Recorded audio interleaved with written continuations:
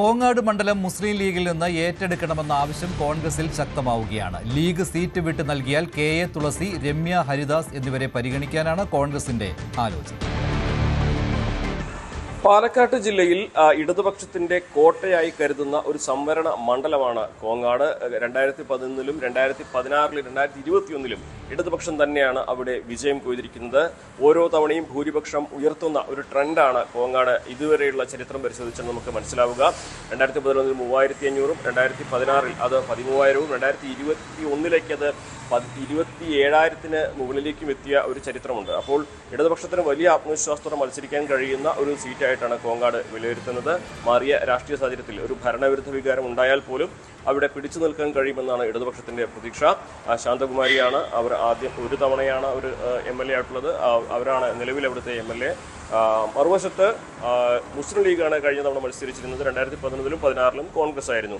2021-ൽ കോങ്ങാട് മുസ്ലിം league ഏറ്റെടുക്കുകയായിരുന്നു. പക്ഷേ വലിയൊരു പരാജയം അവിടെ UC രാമന് മാത്രമേ സാധിക്കുകയുള്ളൂ, ലീഗിന് സാധിക്കുകയില്ല എന്ന ഒരു വിലയിരുത്തൽ ലീഗിനുണ്ട്.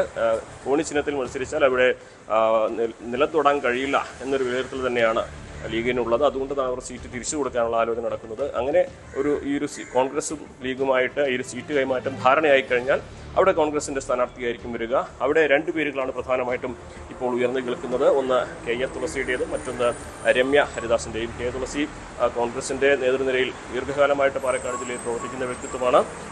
MP ശ്രീകണ്ഠന്റെ പത്നിയാണ്. രമ്യ ഹരിദാസ് ആട്ടെ ആലത്തൂരിലെ മുൻ MP ആണ്. മാത്രമല്ല കുറച്ച് വർഷങ്ങളായിട്ട് പാലക്കാട് തന്നെയാണ് അവരുടെ പ്രവർത്തന മേഖലയായിട്ടുള്ളത്. ഈ രണ്ട് വ്യക്തികളിൽ ഒരാളായിരിക്കും സ്ഥാനാർത്ഥി എന്ന തരത്തിലാണ് കോൺഗ്രസിന്റെ വിലയിരുത്തലുള്ളത്.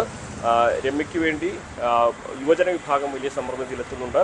പ്രത്യേകിച്ച് പാലക്കാട് രാഹുൽ മാങ്കൂട്ടത്തിൽ വിഷയം കത്തി നിൽക്കുന്ന സാഹചര്യത്തിൽ സ്ത്രീവിരുദ്ധ പ്രവർത്തനങ്ങൾ അതൊക്കെ തെരഞ്ഞെടുപ്പിൽ ചർച്ചയാകുന്ന ഒരു സാഹചര്യത്തിൽ ഇത്തരത്തിലുണ്ടാകുന്ന പ്രചരണങ്ങളെ ഒരു വനിതയെ കൊണ്ട് പ്രതിരോധിക്കാൻ കഴിയും എന്നൊരു പ്രതീക്ഷയാണ് കോൺഗ്രസിന് വെച്ചു പുലർത്തുന്നത്. അതുകൊണ്ടാണ് രമ്യ ഹരിദാസിന്റെയും കെ എ തുളസിയുടെയും പേര് അവിടെ സജീവമായിട്ട് ഉയർന്നു നിൽക്കുന്നത്. കെ എ തുളസിക്കായിട്ട് വി കെ ശ്രീകണ്ഠനും അദ്ദേഹത്തിനൊപ്പമുള്ളൊരു വലിയ സമ്മർദ്ദം ചെലുത്തുന്നുണ്ട്.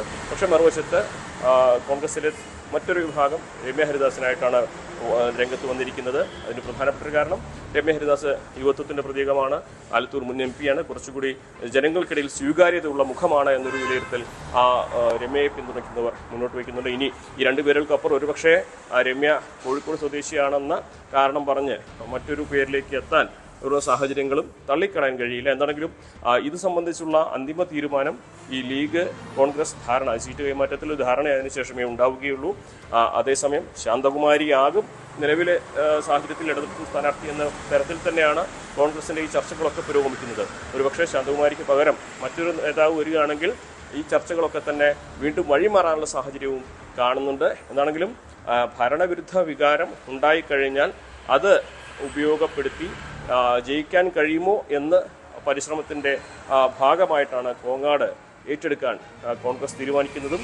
ഇപ്പോൾ ചർച്ച ചെയ്യപ്പെടുന്ന രണ്ട് പേരുകളിൽ രമ്യ ഹരിദാസിൻ്റെയും കെ എ തുളസിയുടെയും പേരുകളിൽ ഒന്ന് അവിടെ സ്ഥാനാർത്ഥിയുടേതായി മാറുമെന്നും കോൺഗ്രസ് പ്രതീക്ഷിക്കുന്നുണ്ട്. പക്ഷേ ഇതിലൊക്കെ തന്നെ ഇനിയുള്ള ദിവസങ്ങളിലുള്ള രാഷ്ട്രീയ സംഭവവികാസങ്ങളും വളരെ പ്രധാനപ്പെട്ടതാണ്.